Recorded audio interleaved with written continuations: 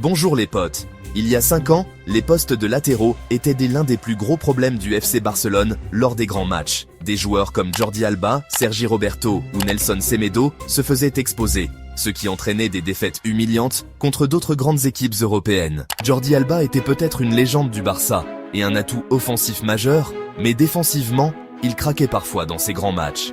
Le poste d'arrière droit, quant à lui, était un point faible depuis le départ de Dani Alves. Ni Sergi Roberto ni Nelson Semedo n'ont réussi à combler le vide laissé par la légende brésilienne, et pendant des années, les adversaires de Barcelone en ont profité. Mais nous sommes maintenant en 2025, et il est juste de dire que le FC Barcelone a enfin transformé ses latéraux en un point fort grâce à Alejandro Balde et Jules Koundé. Ce problème a été résolu il y a quelques années sous Xavi, et aujourd'hui, sous Hansi Flick, ces deux joueurs semblent avoir atteint un niveau encore plus élevé.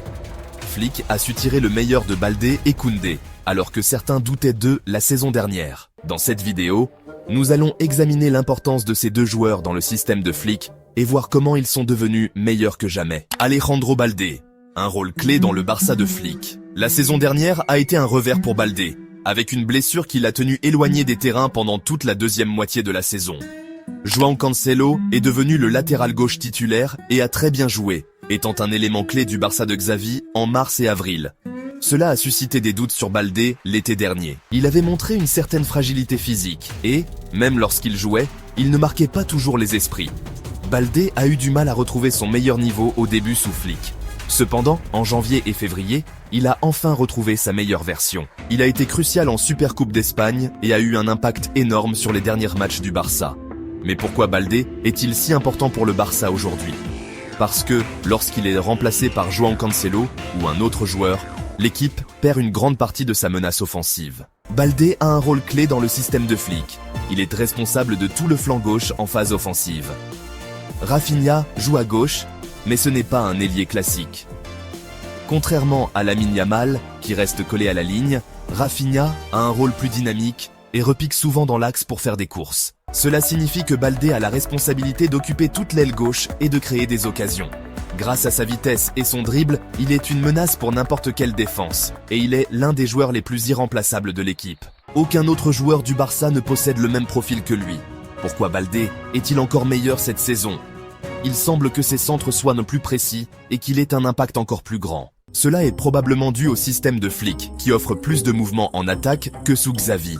Flick privilégie un jeu plus direct et moins basé sur la possession, ce qui convient parfaitement à Balde.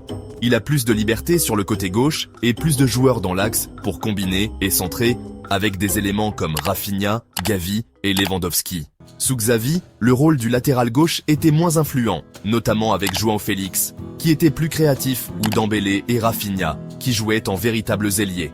Avec Flick, le Barça a plus de mouvements offensifs, ce qui permet à Balde de s'exprimer pleinement. Jules Koundé, un arrière droit devenu indispensable. La saison dernière, Koundé avait une saison correcte, mais il y avait des rumeurs selon lesquelles il voulait revenir en défense centrale. Xavi avait d'autres options à droite, comme João Cancelo, et il y avait même des spéculations sur un départ de Koundé. Cependant, depuis l'arrivée de Flick, Koundé a retrouvé son meilleur niveau. Il est redevenu un arrière droit dominant et l'un des joueurs les plus constants de l'équipe. À l'origine, Koundé jouait défenseur central à Séville et c'est aussi pour ce poste que le Barça l'avait recruté. Mais Xavi a vite vu son potentiel en tant que latéral droit et il a excellé dans ce rôle, même avec l'équipe de France. Sous Flick, Koundé est devenu encore meilleur à ce poste. Il est plus défensif que Balde, ce qui est logique puisque Lamine Yamal est le créateur principal à droite. Koundé monte aussi en attaque, mais plutôt pour soutenir Yamal avec des courses en profondeur. Défensivement, il est absolument crucial pour Barcelone. Il est probablement le défenseur le plus complet du club. Rapide, solide, intelligent et excellent à la relance. Sa vitesse est un atout majeur, surtout lorsque Ronald Araujo est absent, car ni Christensen ni Inigo Martinez ne sont aussi rapides. Koundé et Balde forment également un duo clé dans l'organisation défensive du Barça. Ils excellent dans la gestion du piège du hors-jeu, ce qui a souvent posé problème à d'autres défenseurs comme Araujo ou Hector Ford. Pourquoi Koundé est-il encore meilleur sous Flick ? Plusieurs raisons. Premièrement, l'expérience. Après plusieurs saisons en tant que latéral droit, il maîtrise mieux ce rôle. Deuxièmement, le système de Flick. Plus de mouvements offensifs lui permettent d'avoir plus d'options pour combiner. Le piège du hors-jeu. L'organisation défensive du Barça lui permet de moins se soucier du repli défensif, ce qui lui donne plus de liberté pour attaquer. Koundé est devenu un élément clé du Barça sous Flick, prouvant qu'il peut être un latéral droit de classe mondiale.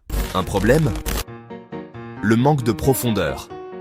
Malgré la progression de Baldé et Koundé, Barcelone a un vrai problème de profondeur à ses postes.